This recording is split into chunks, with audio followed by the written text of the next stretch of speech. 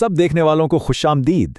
आज के इस खास तज्जिये में हम एक बहुत ही क्लासिक और अहम मजहबी मतन को समझने की कोशिश करेंगे जिसका नाम है अशरफ उल जवाब। हम बिल्कुल गैर जानिबदार रहकर इस किताब के हिस्सा सोम में मौजूद 31वें एतराज़ को डिस्कस करने वाले हैं, जो आजकल की सबसे बड़ी बहस यानी मर्द और औरत की मसावात के गिर्द घूमता है।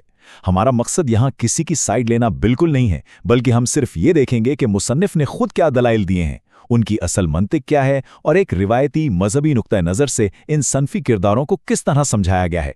यकीन जाने ये तज्जिया इस उलझे हुए मौजू को बिल्कुल शीशे की तरह साफ कर देगा। तो चलें शुरू करते हैं। अच्छा, तो आइए जल्दी से देख लेते हैं कि आज हम किन चीज़ों पर बात करेंगे। हमने इस किताब के दलाइल को 6 हिस्सों में बांट दिया है। पहला मसावात का जदीद दावा, फिर फितरी फ़र्क, कुरानी दलाइल, मगरबी माशरे की मिसाल, तमद्दुन की ज़रूरतें और आखिर में निज़ाम सरपरस्ती। ये खाका हमें मुसन्निफ की सोच की गहराई तक ले जाएगा। और इस पूरी गुफ्तगू में जो सबसे बड़ा सवाल हमारे सामने रहेगा वो ये है कि आखिर ये किताब मर्द और औरत के दरमियान मुकम्मल बराबरी के इस मॉडर्न दावे को किस तरह हल करती है। जैसा कि मैंने पहले कहा, हम कोई फैसला नहीं सुना रहे हैं, बस ये देख रहे हैं कि किताब के अंदर इस सवाल का जवाब कैसे दिया गया है। तो बढ़ते हैं अपने पहले हिस्से की तरफ, मुसावात का जदीद दावा। मुसन्निफ ने शुरुआत ही इस बात से की है कि आजकल के नौजवानों में बराबरी की बहस कितनी आम हो गई है। मुसन्निफ की नज़र में ये जो हर तरफ मसावात की मांग हो रही है ना, ये दरअसल मगरबी माशरों की अंधी तकलीद है। वो यहाँ दो बिल्कुल मुख्तलिफ माशरों का मुवाजना करते हैं। एक तरफ मजहबी माशरा है और दूसरी तरफ मगरबी माशरा। उनका इस्तिदलाल ये है कि मगरबी कौमें तो किसी मज़हब की पाबंद है नहीं, लेकिन एक ईमानी माशरा अपनी हुदूद का पाबंद होता है। किताब में बड़ी दिलचस्प दलील दी गई है कि लोग मगरिब को देखकर कॉपी तो कर रहे हैं, लेकिन वो ये नहीं सोच रहे कि इस मसावात का हतमी नतीजा क्या निकलेगा, क्या ये फ़ायदेमंद है भी या नहीं। मुसन्निफ के नज़दीक ये मसावात सिर्फ एक ज़ुबानी दावा है जिस पर अमली तौर पर पूरा उतरना नामुमकिन है। अब आते हैं दूसरे हिस्से पर, तख्लीक और फितरी फ़र्क। यहाँ हम इस बहस की बिल्कुल बुनियाद को समझेंगे। किताब में दो बहुत ही भारी लेकिन अहम इस्तिलाहात इस्तेमाल की गई हैं, तशरीअन और तकवीनन। अब इनका मतलब क्या है? दरअसल मुसन्निफ ये समझाना चाह रहे हैं कि खुदा ने औरत को सिर्फ शरई या कानूनी लिहाज से ही नहीं, बल्कि पैदाइशी और हयातियाती बनावट के लिहाज से भी मर्द का महकूम बनाया है। उनकी मंतिक ये है कि भाई, जब खुदा ने खुद ही एक दर्जाबंदी या हायरार्की बना दी है, तो फिर इंसान का बनाया हुआ कोई भी कानून इस बराबरी को कैसे लागू कर सकता है जो कि सरासर फितरत के ही खिलाफ हो। अब इस स्लाइड पर जो चीज़ वाकई तवज्जो तलब है वो ये है कि मुसन्निफ इन फितरी तफरीकों को कितनी तफसील से बयान करते हैं। उनके मुताबिक मर्द में जिस्मानी ताकत ज़्यादा होती है, उसकी अकल ज़्यादा है, आवाज़ बुलंद होती है और वो राय में ज़्यादा पुख्ता होता है। और इसके बिल्कुल बरक्स उनका दावा है कि ज़ाहिरी बनावट से लेकर अकल और राय तक औरत मर्द से कमज़ोर है। किताब तो यहाँ तक कहती है कि इस बात पर सारी दुनिया का इत्तिफाक है और ये एक ऐसी खुली हकीकत है जिसका कोई इनकार कर ही नहीं सकता। तीसरा हिस्सा, कुरानी और अक्ली दलाइल। ज़ाहिर है, अपने इस दावे को मजबूत करने के लिए किताब मजहबी सहीफ़ों का रुख करती है। मुसन्निफ सूरत उज़्ज़ुख़रुफ़ की आयत नंबर 16 का हवाला देते हैं, जिसका तर्जुमा है, क्या खुदा ताला ने अपने लिए मखलूक़ात में से लड़कियां तजवीज़ की हैं और तुमको लड़कों के साथ मुंतखब किया है। किताब इस आयत को दलील के तौर पर पेश करती है कि खालिक की नज़र में तख्लीक के हवाले से दर्जात मौजूद हैं, यानी इलाही नुक्ता नज़र से भी मर्द की फजीलत और फ़ौक़ियत साबित होती है। और इसी तरह एक और आयत का हवाला दिया गया है, सूरत अज़्ज़ुख़रुफ़ की आयत नंबर 18, जिसमें उनका जिक्र है जो ज़ेवर में परवरिश पाती हैं और बहस या झगड़े के वक्त अपना मौक़िफ़ वाज़े नहीं कर पाती। मुसन्निफ इस बात का तज्जिया कुछ यूँ करते हैं कि लड़कियों का शुरू से ही ज़ेवरात की तरफ झुकाव दरअसल उनकी नज़र की महदूदियत को ज़ाहिर करता है, और ये कि औरतों की कुव्वत बयानिया यानी बात करने या बहस करने की सलाहियत मर्दों की निस्बत कमज़ोर होती है। वो इसे एक फितरी नक्स करार देते हैं।